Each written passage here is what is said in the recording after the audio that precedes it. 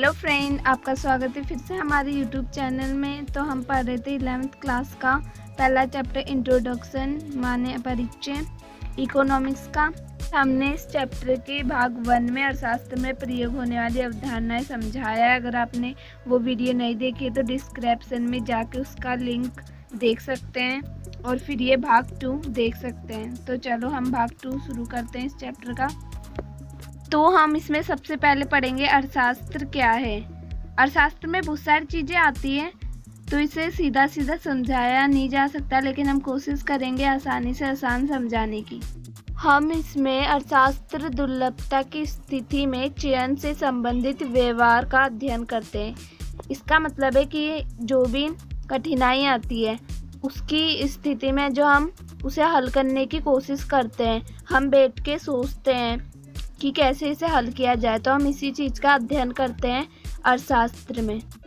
अब पूरी दुनिया में जितने भी व्यक्ति रहते हैं उसकी कोई ना कोई आवश्यकता होती है और उसके लिए उसे संसाधन का इस्तेमाल करना ही पड़ता है, लेकिन पूरी दुनिया में तो संसाधनों की कमी है, इसलिए किसी को संसाधन मिलते हैं किसी को नहीं मिलते और ऐसे प्रॉब्लम होती है। तो संसाधन की जो कमी है उसके कारण हमें सोचना पड़ता है उसका सही इस्तेमाल करने के बारे में, तो हमें चुनाव करना पड़ता है और ये चुनाव करते हैं हम, तो ये समस्या पैदा होती है कि हम कैसे कम संसाधनों का इतनी सारी आवश्यकताओं को पूरा करें। मतलब संसाधन तो गिनती के हैं लेकिन जो हमारी आवश्यकता है वो गिनती की नहीं है, उसकी कोई गिनती ही नहीं है, वो इतनी सारी आवश्यकता है और उसे पूरा करना ही सबसे बड़ी समस्या है अर्थशास्त्र में।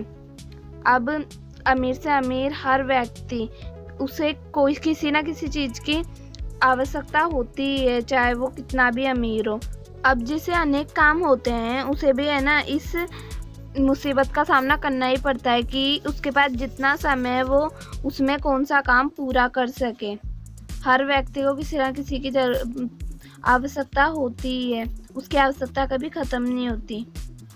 और देश में तो रोटी कपड़ा मकान जल शिक्षा चिकित्सा जैसे अनेक वस्तु और सेवाएं भी मतलब गिनती के ही है, असंख्य नहीं है, संख्या गिनती के ही है। अब संसाधनों की कमी के कारण ही हमें उस संसाधन के बारे में सोचना पड़ता है और ये समस्या पैदा होती है। तो इस प्रकार मतलब समस्या जो संसाधन कम है उसके बारे में सोचना पड़ता है, तो इन दोनों का जो संबंध है वो अटूट है, बहुत इम्पोर्टेंट है।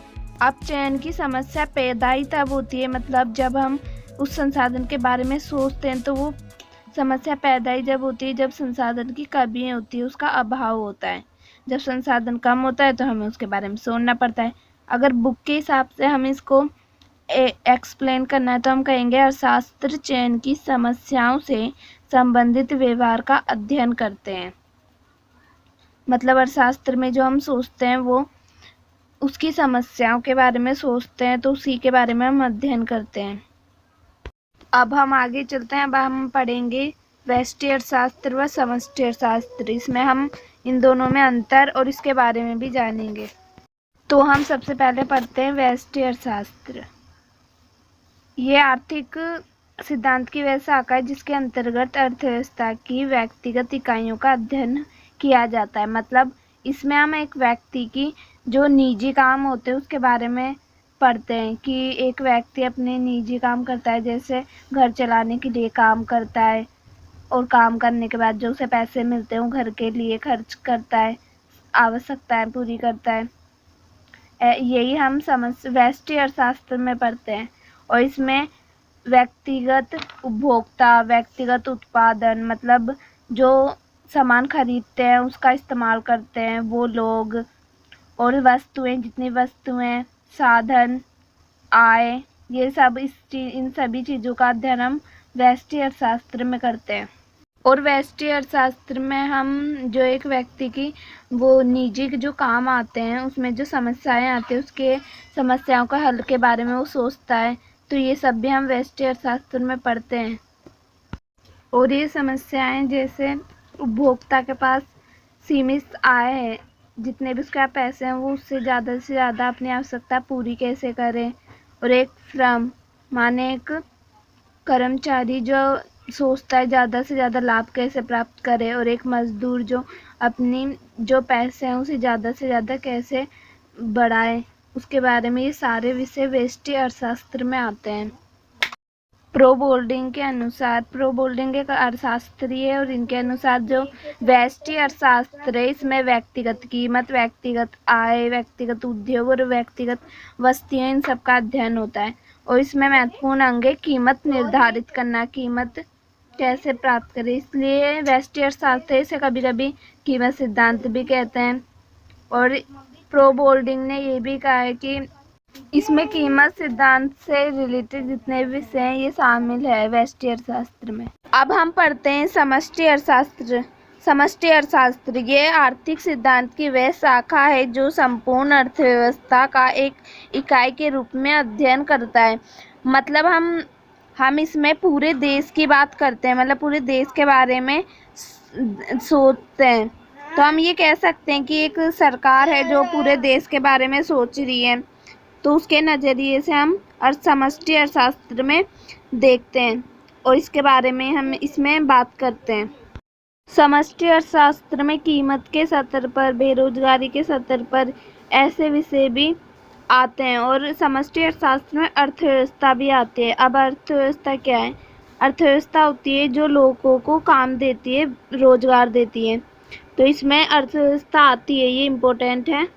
और इसमें बेरोजगारी, रोजगार, आय, इन सब का भी अध्ययन होता है। साथ ही इसमें जो सरकार होती है वो पूरे देश के बारे में सोचती है कि कैसे पूरे देश की जो बेरोजगारी है वो कैसे कम करें हम। तो वो पूरे देश के बारे में सोचती है, एक व्यक्ति के बारे में नहीं। और जो समष्टि अर्थशास्त्र है हम उसे आय तथा रोजगार का सिद्धांत भी कहते हैं। और समष्टि अर्थशास्त्र में हम उदाहरण के तौर पे कह सकते हैं कि एक वन है और उसका एक मालिक है जो पेड़ की उन सबको पानी देता है, खाद वाद देता है। तो वो एक वृक्ष की नहीं, उस वन में उपस्थित जितने भी वृक्ष हैं उन सब की वो रखवाली करता है।